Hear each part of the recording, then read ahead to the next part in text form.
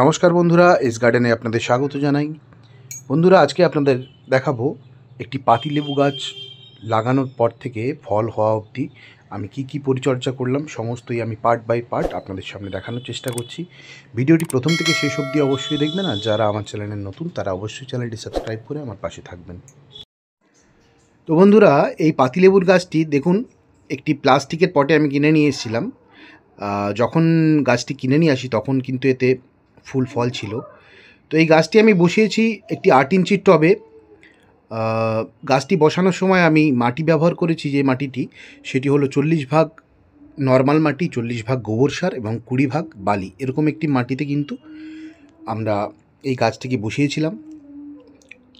গাছটির থেকে দেখুন অল্প পাতাও ছাড়া শুরু করেছে। তার ঠিক কিছুদিন পরে দেখুন গাছটি বেড়ে উঠেছে, কিন্তু গাছে এক ধরনের সবুজ পোকার আক্রমণ হয়েছে। এই পোকাটিকে বলে লেদা পোকা, যে পোকাটি একদম পাতার সঙ্গে মিশে থাকে। খুব ভালোভাবে না দেখলে এই পোকাগুলিকে কিন্তু খুঁজে পাওয়া যাবে না। লেবু গাছে প্রচণ্ড পরিমাণে আক্রমণ হয় এই পোকার। তো এই পোকা কিন্তু আমাদের অবশ্যই দমন করতে হবে, তার জন্য ওষুধ পাওয়া যায়। আপনারা ওষুধ স্প্রে করেও এই পোকাগুলি দমন করতে পারেন, কিংবা যেই পাতায় পোকাগুলো বসেছে সেই পাতাগুলো কেটে কিন্তু আপনারা বাইরে ফেলে দিতে পারেন। তার কিছুদিন পরে আমি এই গাছটিকে একটি বড় টবের মধ্যে রিপোর্টিং করছি। তার জন্য আমি যে মাটিটি ব্যবহার করেছি একই মাটি, 40 ভাগ মাটি, 40 ভাগ গোবর সার এবং 20 ভাগ বালি, এরকম একটি মাটিতে আমি এই গাছটিকে কিন্তু রিপোর্টিং করছি। যে কোনো ফলের গাছই একটু বড় টবে লাগালে রেজাল্ট অনেক ভালো হয়, তার জন্য ফলের গাছ কিন্তু আমরা অবশ্যই একটু বড় টবের মধ্যে লাগানোর চেষ্টা করব।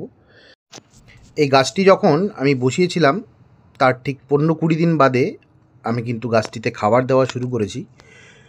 আমি এই গাছটিতে খাবার দিয়েছি মিক্সড খাবার, যেই মিক্সড খাবারের ভিডিও আমার চ্যানেলে দেওয়া আছে। এই মিক্সড খাবার দিয়েই কিন্তু আমি গাছটাকে বড় করেছি।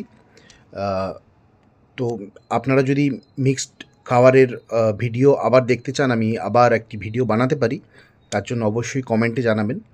দেখুন, আমি এই গাছটিকে কিন্তু রিপোর্টিং করছি একদম নর্মাল মাটিতে। এই সময়তে কিন্তু আমরা কোনো রকম খাবার দেব না।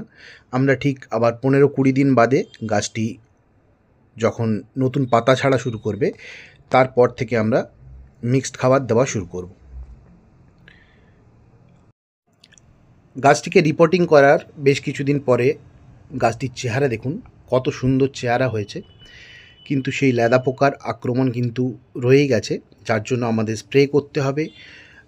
লেদা পোকার আক্রমণ যদি একবার লেবু গাছে হয়ে যায়, গাছ কিন্তু রাতারাতি ন্যাড়া হয়ে যাবে, একটিও পাতা থাকবে না, সব পাতা কিন্তু খেয়ে ফাঁকা করে দেবে এই লেদা পোকা।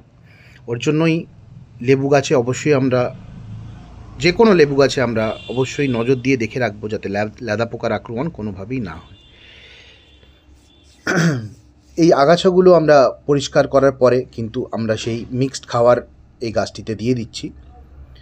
মিক্সড খাবার দিলেই কিন্তু গাছ সুন্দর হবে। গাছের বিশাল কিছু যে পরিচর্যা করতে হবে, প্রচুর পরিমাণে খাবার দিতে হবে, প্রচুর কিছু এরকম ব্যাপার নয়।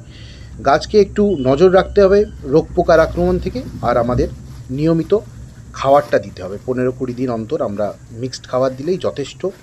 গাছের চেহারা দেখুন, পাতাগুলোর গ্লেজ দেখুন কত সুন্দর।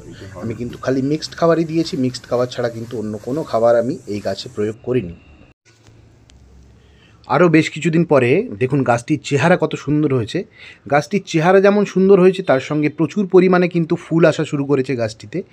এই সময় যেমন আমরা নিয়মিত খাবার দিচ্ছিলাম মিক্সড খাবার, সেরকম তো দিতেই থাকবো। তার সঙ্গে আমরা দেবো সেটি হলো লাল পটাশ, সামান্য পরিমাণ 15 দিন অন্তর আমরা 2 চামচ করে লাল পটাশ দেব। যারা রাসায়নিক সার ব্যবহার করেন না তারা কলার খোসাকে শুকনো করে গুঁড়ো করে কিন্তু 15 দিনে একবার অবশ্যই দেবেন।